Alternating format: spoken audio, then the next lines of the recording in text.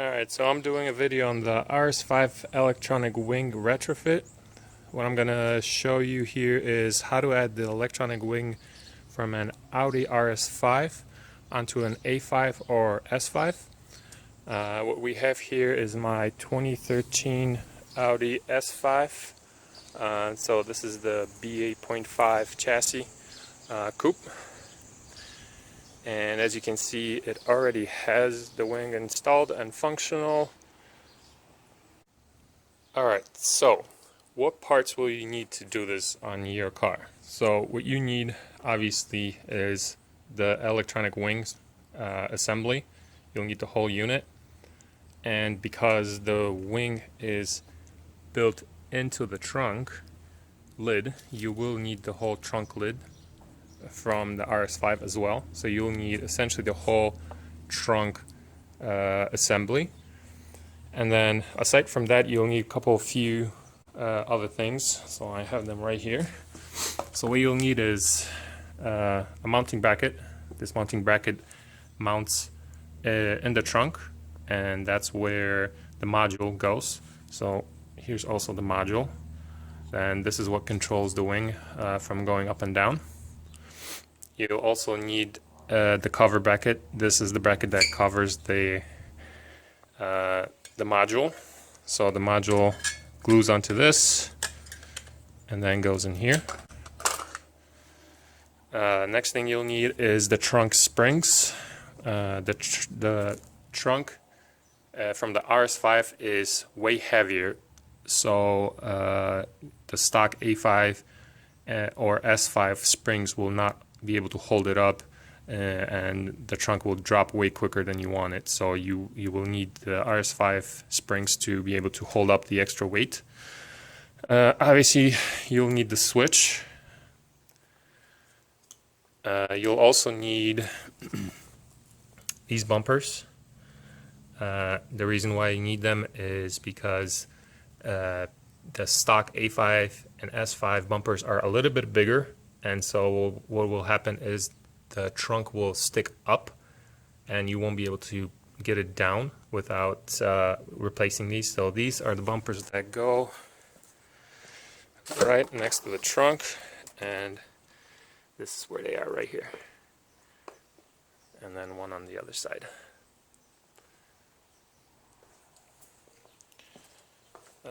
Next thing you'll need two nuts. These are the nuts that hold the brackets down. You'll need a 10 amp fuse. This is your standard, I believe the type of fuse is ATC. So just a regular car 10 amp fuse. You'll also need the wiring to wire the whole thing. Now this is the hardest part of the whole thing. You can't actually get the wiring from Audi, and you can't buy it anywhere else. So this is actually a wiring that I'm custom made, and if you look in the link, you'll be able to find a link to where you can buy this if you want to.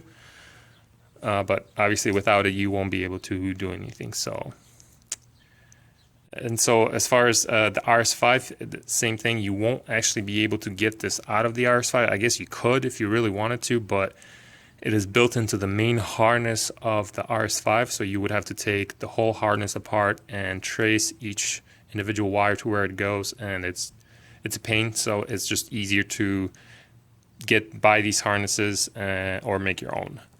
And so the final thing you'll need is seat clips. When you go to install the wiring, you will have to remove your back seat, and this is the clip that holds that seat down. When you pull the seat out, this clip will break every single time. When I did it on mine, both of them broke, and so this is something that you will need.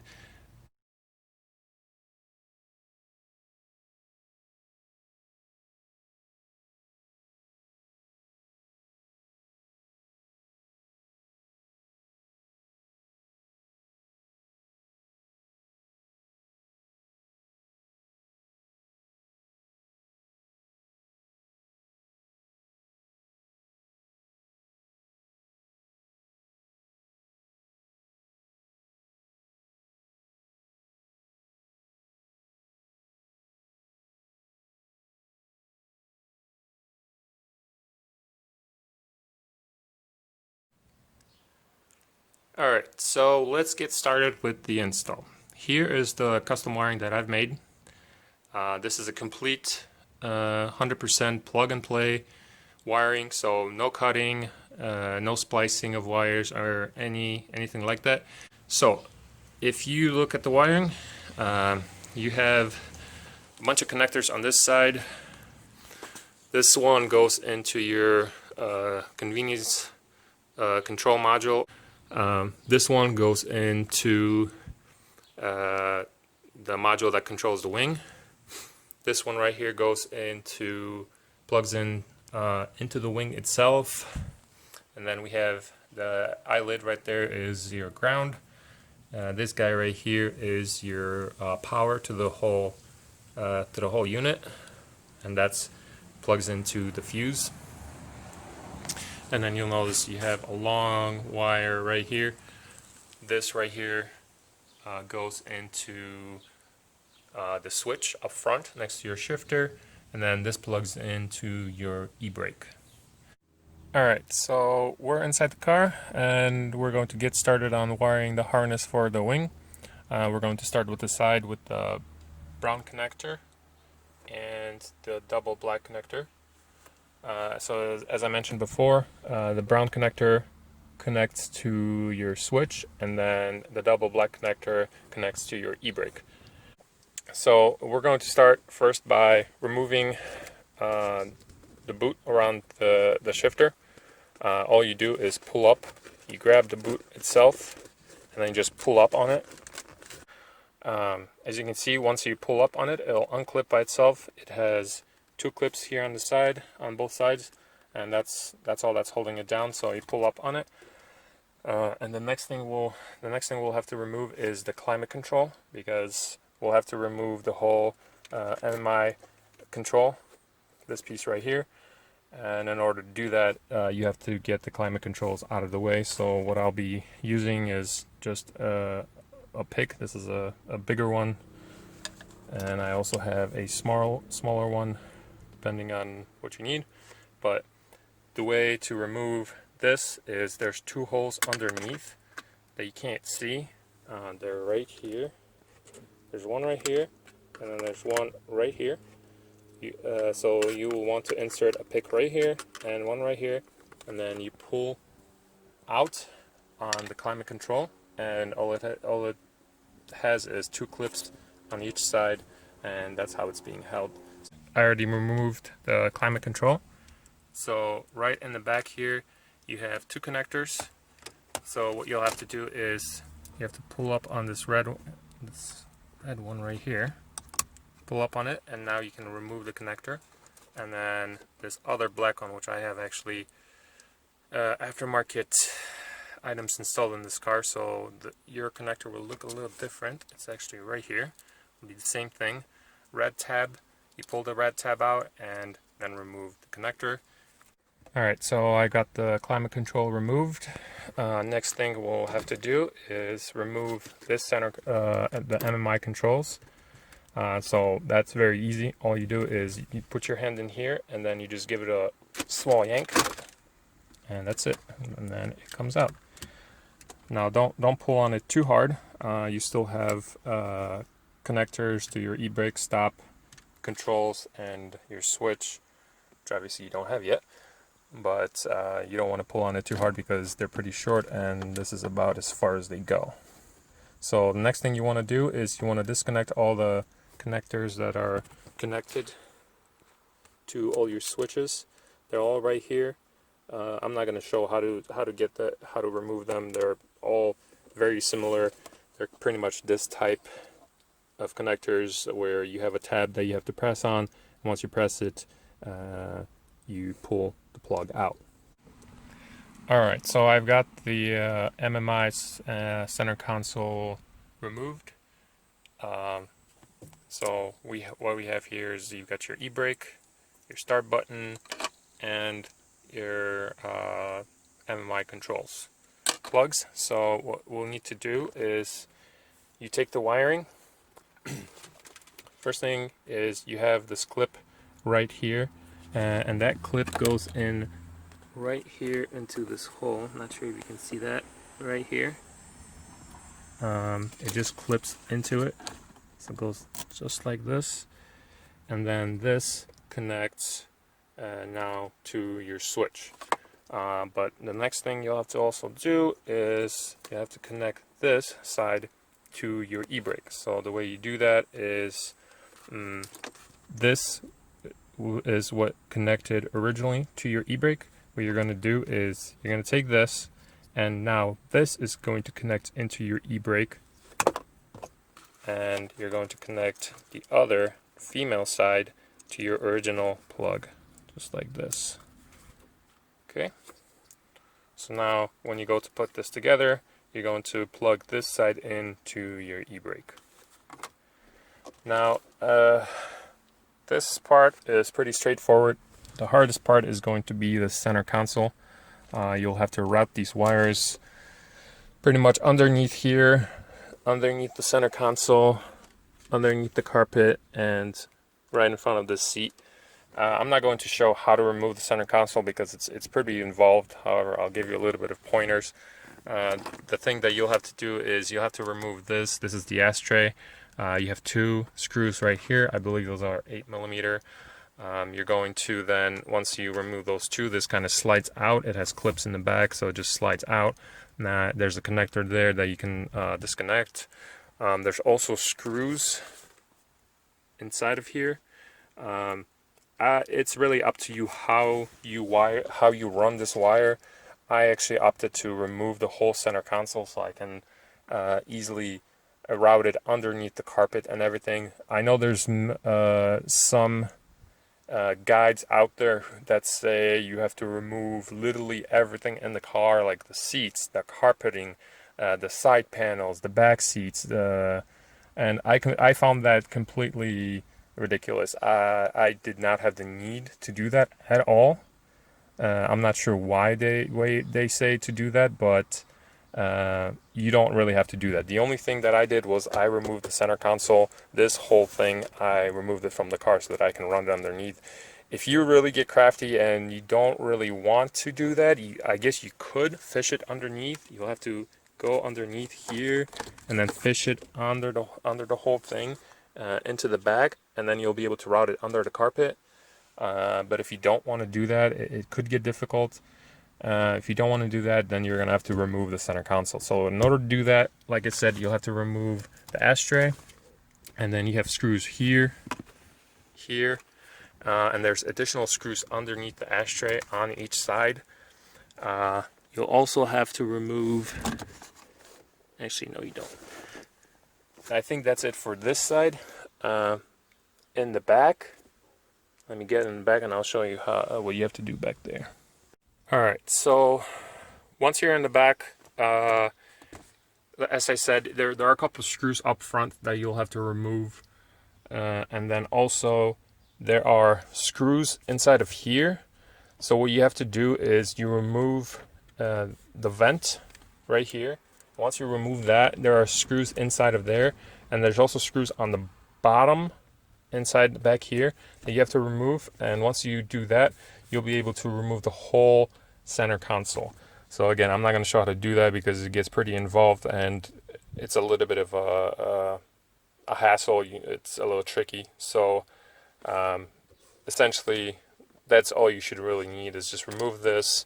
Once you do that, you'll be able to get it inside of there. I've also Googled it, and there are a couple videos and write-ups here and there on how to remove the console. So if you need that, just Google it, and you should be good if you need extra help. So essentially, as I said, I already showed you the wiring is up front. It goes underneath here, and you route it. There's a whole harness here that runs underneath the console, and you just want to route it along there somewhere. I guess if you really wanted to, you don't really need to remove the console. You could kind of try to fish it underneath here and then just tuck it in underneath. That's really up to you. But you're gonna run this wire all the way back to the trunk. That's where it needs to go. So we're gonna run it back here and then under the carpet. Then in front of the seat, there's a whole wire harness terminal. That's, you have a huge bundle right there. So I'm gonna remove the seat and show you where that is. Now, in order to remove the seat, what you have to do is, first you have these child restraint seat clips that you have to remove. So these clips just pull up on them and they pretty much pop off. And you have 4 of them. So you have one right here, there, and there. You have to remove all 4 of them. So as I said, you remove the top one, and then this one also has to be removed. And the way that works is you put your finger right here, press down on it, and then once you press on it, pull it out. So you press down and then out, and this comes out. So that's that right there. So you'll have to do all 4. And then once you remove all those clips, there is a clip right here, and there's a clip right underneath me. Those 2 clips hold the seat down. So what you have to do is put your hand underneath and just give it a good yank right about here, and then right about here. Pull up on it, and once you see the seat release, you just pull the seat out towards the front, and it should come out. So I just got the seat removed. This is what it looks like. So as I mentioned before, the wiring right here has to go underneath the console and then under this carpeting. So what you have to do is, I actually had to remove this piece right here, and which is together with this. I had to remove that so that I can really pull on this carpet. And when you do that, so I'll give it a little bit of a yank. Here it is. Here's this. It's a whole terminal of wiring, a bunch of wiring harnesses inside of there. So your goal is to run that wiring underneath the center console and then go into this wiring terminal. So when you get underneath here, you can see there's a top cover on top of it, and that's just on clips. I can't really get to it right now. Well, either way, you'll be able to figure it out. But it unclips, and then it's on hinges, and it opens, and then you'll be able to route your cabling inside of there. And then you want to go towards the right side of the car. So once you're back here, you want to run it this side. So run it towards here, and as you can see, it goes all the way here. And then you can continue running the wiring underneath this side panel, and then towards the back, and then you're gonna want to go up the panel towards the trunk. So I didn't remove this side panel. You could if you really wanted to, but I found that it's a lot of work, and you have to take a lot of pieces. These bottom pieces, you have to take these side pieces off, possibly the seat, and I just didn't want to be doing that. So I simply ran the cables right here underneath, and then I exited right underneath here, and then just ran it under, tucked it under the panel, and just kept doing that until I got all the way up, so that I didn't have to take this whole panel down, and it pretty much worked for me. So if you want to do that, you can do that as well. Alright, once you have the MMI controls, your center console removed, you have to install the switch. So normally what you have here is just a plastic piece, which is a coin holder. Yes, it is a coin holder. It's not a vent. So in order to remove that, on the back you have 3 clips. So one underneath this label, as you can see right there, there's one here, and then there's another one in the front. So you'll have to pull all 3 of those out at the same time, and then just push through, and then it will come out from this side. It will come up, and then once you're ready, all you do is you take your switch, pop it in there, and then just press down on it, and that should just clip in, and that's it. Alright, so now we're in the trunk, and in order to continue the wiring, we'll have to remove some of the covers in the trunk. So the first thing you're going to want to do is, and I already removed some of these to speed up the process recording here, but one of the things that you'll have is this cover. The cover goes on the trunk hinges right here and here. So all that is you've got 4 clips on the back. You unclip those, and then the cover just slides off. So you want to do that for both sides. Next, you'll want to remove this cover right here, which is this piece. This is held on by 4 clips. So there's a clip here, here, here, and of course I broke one. So so all you have to do is, when this is on, you just grab it here underneath on both sides with your both hands and just pull on it up, and the clips should release. When you go to put this back on, you'll have to watch these two. These go in right here. You have these pins. There's a pin right there and a pin right here. So you want to make sure that those go in right there. And also the side clips right here on both sides. Those will actually slide into the behind the carpeting. So you kind of want to finesse all that in. Make sure that those are going in before you fully clip it down. Now the next thing I want to remove is this side panel right here. You want to get to all the wiring and the modules that are behind it. This one's fairly easy. You want to start off right here in the corner. You have a clip. It's just a pull-out clip, so it's actually a 2-piece. You pull out the top hat off of it, and then the bottom piece will come out. Then you have this handle right here. This is the handle to release the back seats. So right in here, right here, you have a screw. So you'll want to take that out. It's a Torx screw. I think it's like a T25 or something like that. So unscrew that, and then this will just come out. Next, you want to remove these guys on the side. They look like this. So when you lift this up, you have 2 screws, T something, also a Torx screw, 25, 27, maybe a 30.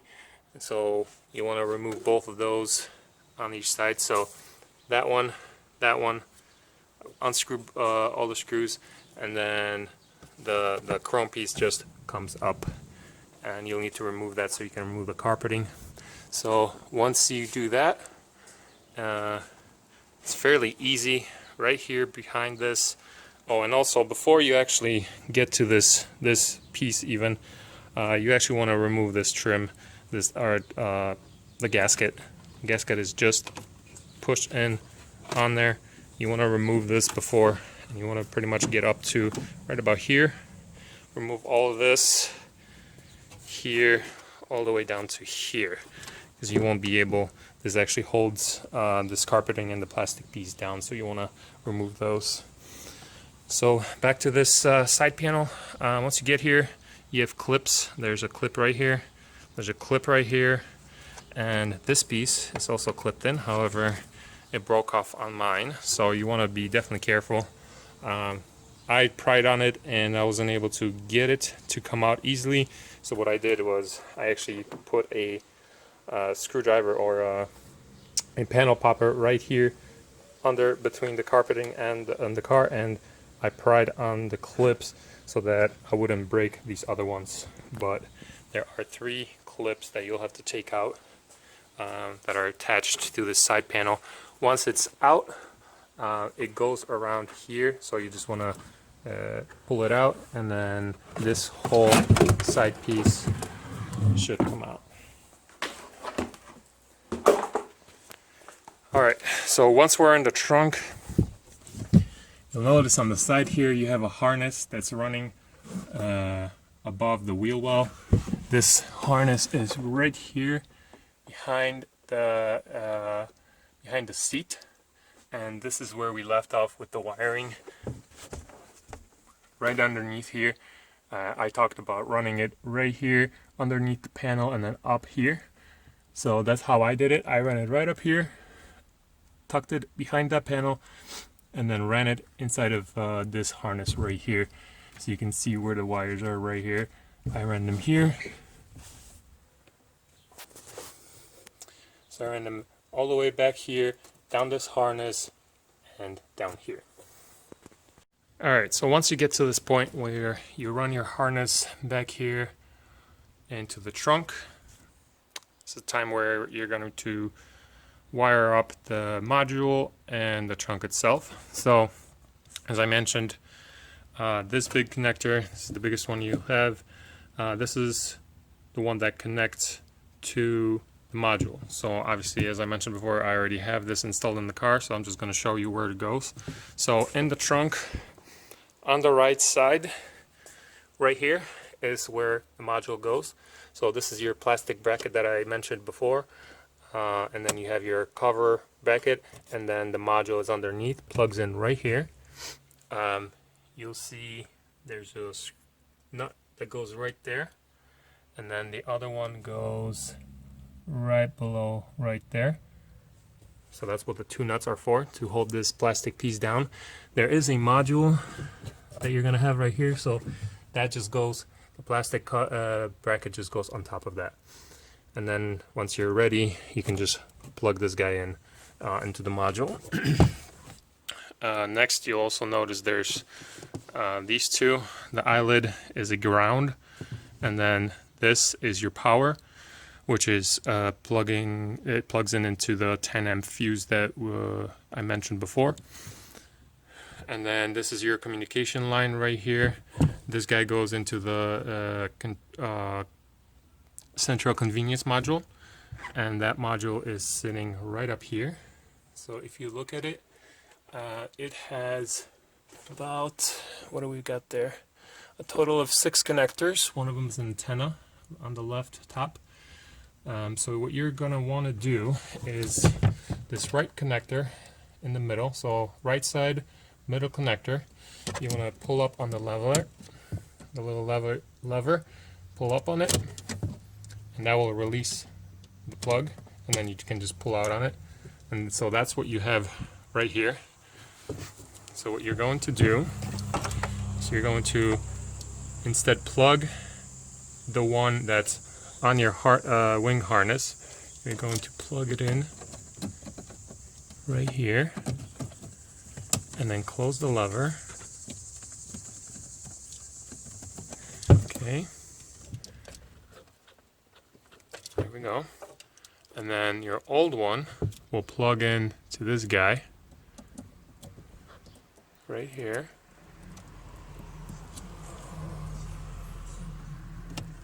Just like that.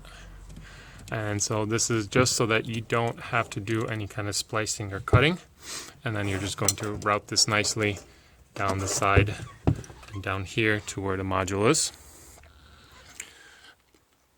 Now next, you have your ground. The ground goes right here. So you'll have to take off this, I believe that's a 10 millimeter nut. You take that off and then just put it on top in one of these open slots, and then put the nut back on. And then again, just wire the wires in nicely with the rest of what's in there already. And then the next, you have your power. This is your power for the wing and the control module and the switch. That goes right here. So this is where you have your fuses, and goes into this second one, second slot. This one is empty, the second one right here. And by default, the RS5 has a fuse, is the second one right there. Alright, so to get this power routed, you're going to route it right back here along this harness right here. You'll have to remove this whole fuse block in order to get to the wiring. So in order to do that, you have a nut right here, 10 millimeter, that sits right back here. you'll have to remove that. And then once you do that, you've got a plug right here. You want to unplug that. That's going to be in your way. And then just pull this out like that, and you'll be able to flip it and be able to see what you need to get to. So, as I mentioned, it's this one right here. We're going to remove that whole block. You can actually remove it from the car. To do that, you have a clip right here. First of all, you can remove this pink one that just holds the fuses down. You don't need that while we're going to be doing it. So this just has clips on both sides. And there's a clip right here. You press on that, and this will allow for this whole thing to go down, just like that. Alright, so I've pulled out the fuse block out of this whole block. What you have here is a bunch of fuses, and you're going to route this wire. You're going to route it all the way from over there through here, underneath here. And this right here is a terminal contact which has tabs on the side, as you should be able to see them right there, and that plugs into one of the sides. So what you do is, on the back of this you have this cover and just 2 clips on each side, and that should come off. So you'll need to remove that to get into it. We have our I had the power plugged into the second position of the terminal block. In order to be able to plug in anything into that, you'll have to push out this purple contact that you see right here. And it's actually on the other side. You do is you pull up on it, and that will allow you to put anything, your new contact, into that terminal block. Alright, so I pulled out this purple stopper. It doesn't go out very far. It moves literally just about 1/8 of an inch, maybe not even that. And that allows you to put a wire contact into there. So all you do is you take this and then just insert it into the empty slot right there, and then go all the way in until you hear a click, and that's it. So you want to put it into the second slot. That is the stock RS5 slot where the fuse goes. In all honesty, if you can really put it into any one of those, because this whole bus has 12 volts on it, so it really does not matter. As long as it's empty, you can just put it into any of those. But if you want to do it how the RS5 has it, just do it on the second one. So once you put that in, you can then put it back together. Don't forget that you have to push this back in like that, and then put your cover back on. Then you can reinsert it back into the fuse block here. Don't forget to put this back on, and then you can put it back where it was. Alright, so once you have all the wiring done here, connected to the module and your power, the only thing you'll have left is this connector right here, and this is the one that plugs in straight into the motor on the trunk lid. So this one, what you have to do is you run the cable right underneath here. So you'll run it down here, right up here, up this curve right here, and then all the way here, and then up the hinge, and that will go straight into the trunk. And so this is where this cover goes over this and covers it so you don't see it. Once you get the wiring in there, I'll show you in a moment how to actually replace the trunk and how to take it apart. But before we get to that, as I mentioned before, there are springs that hold the trunk up, and those have to be replaced because the wing adds extra weight to the trunk. So the stock A5 and S5 springs won't hold it so you have to replace them. So here is where they are, right here. All you do is you pull on it.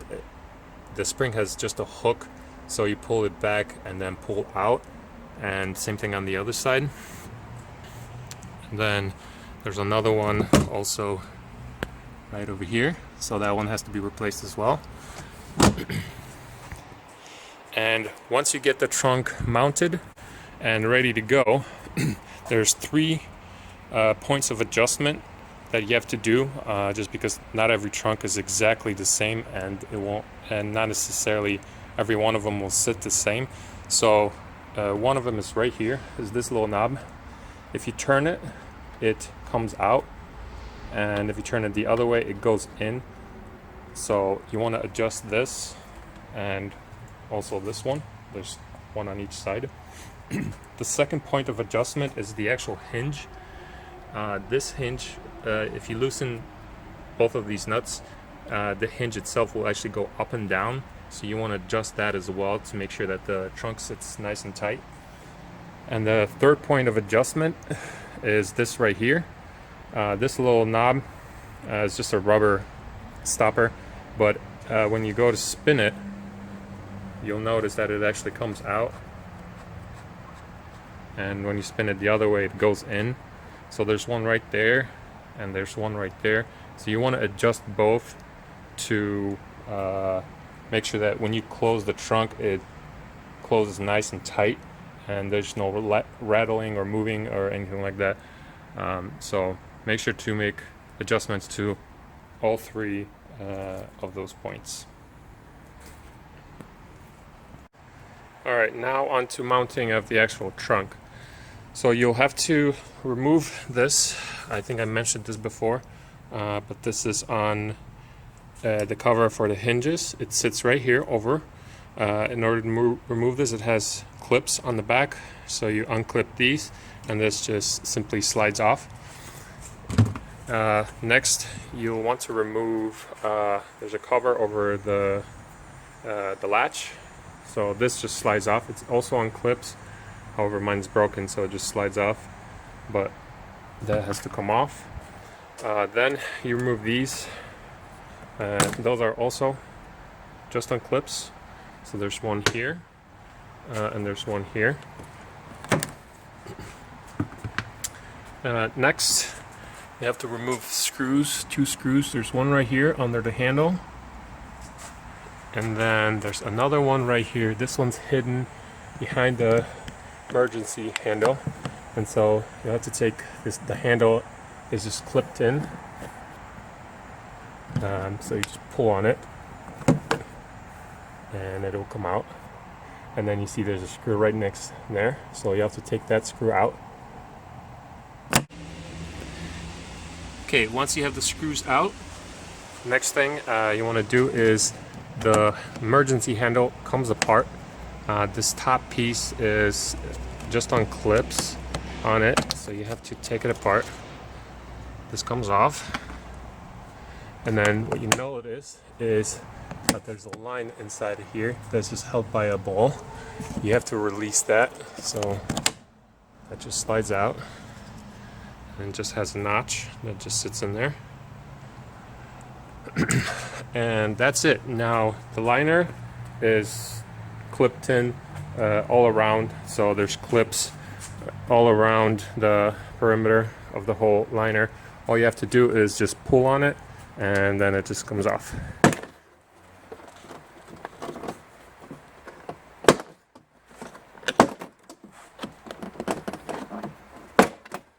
The only thing you want to notice before pulling is this line on the back of this plastic piece is held by a clip, so you don't want to pull too hard. You'll have to reach in there and release that line once you actually have it unclipped all around.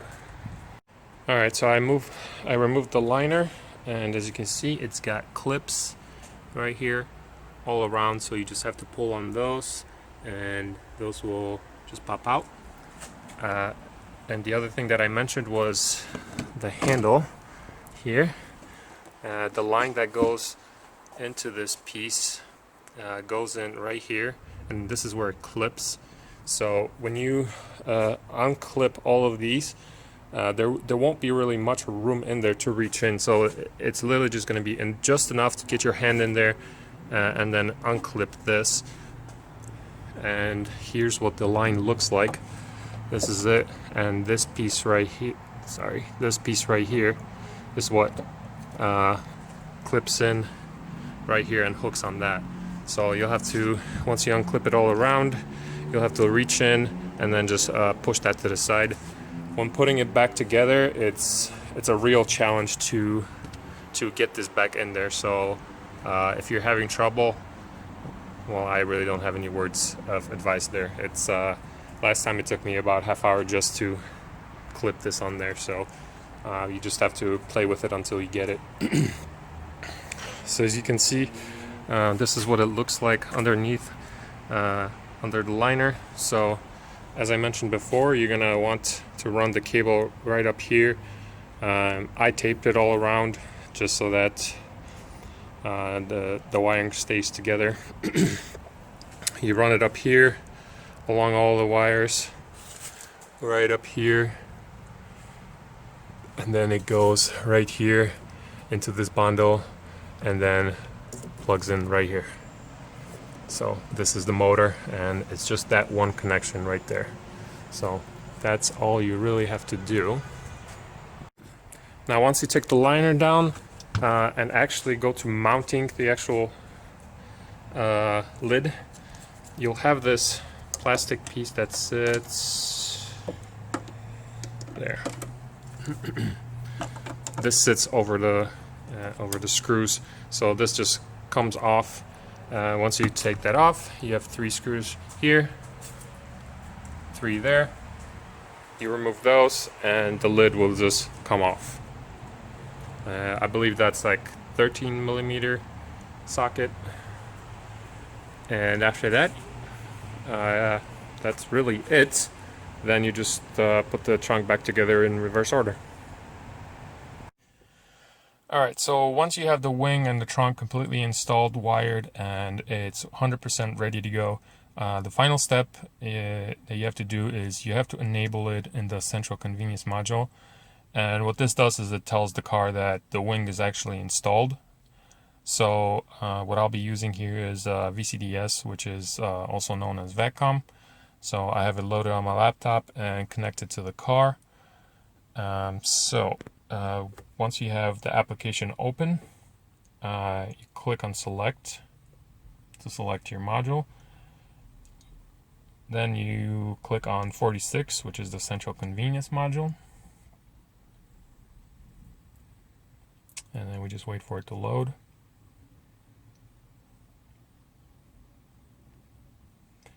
So now we click on coding, and then click on long coding helper. So then you want to go to frame number 7, which is byte 6.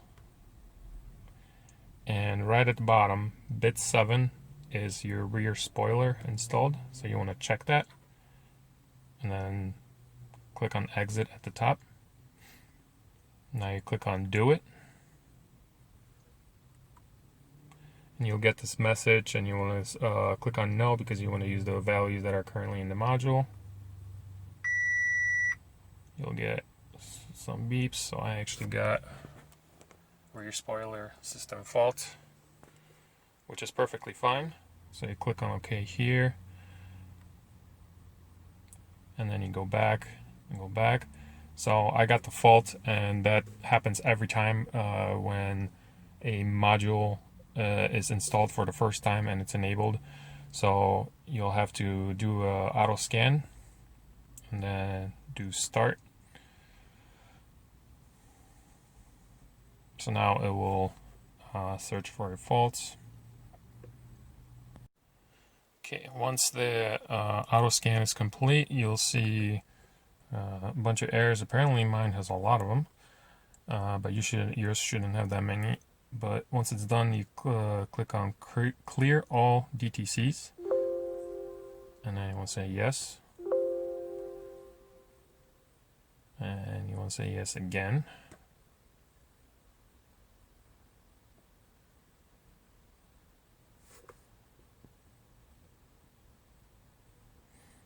just wait for this to complete. And they're all good.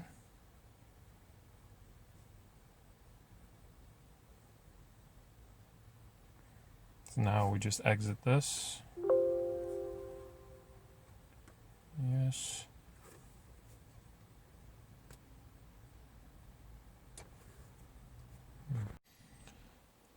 Once we exit the application after clearing all the codes, all you want to do is you want to cycle the power on the car. So you want to turn it off and then open the door. This shuts everything off. And then you can turn it back on. And once you do that, you'll notice that the fault is gone.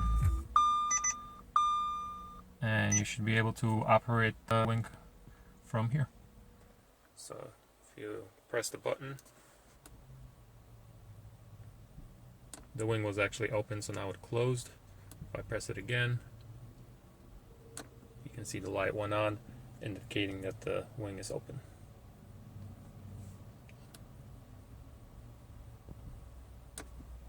Okay, and that's it.